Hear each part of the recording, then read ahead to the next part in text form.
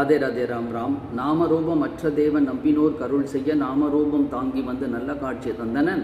நாமரூபம் இல்லை என்று தேறுவர் மெய்ஞானியர், நாமரூபம் உண்டு என்று நாடுவர் மெய்யன்பரே அப்படின்னு சிஷி அண்ணா சொல்கிறார். பகவானை ஒரு நாமத்துக்குள்ளரோ ஒரு ரூபத்துக்குள்ளரோ அடக்கவே முடியாது.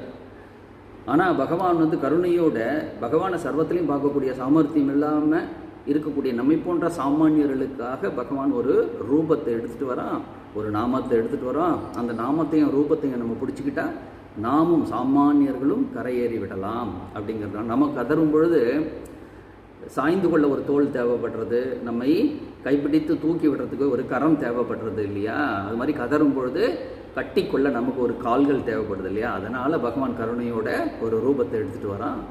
அதுவே நமக்கு கரையேறுவதற்கான ஒரு உபாயம் அப்படின்னு நம்ம புரிஞ்சுக்கிட்டணும். அதனால் பகவானுடைய ரூபத்தையும் நாமத்தையும் நம்ம இருக்க பற்றி கொள்ளணும்னு சொல்லி பூர்த்தி பண்ணிக்கிறேன். ராதே ராதே.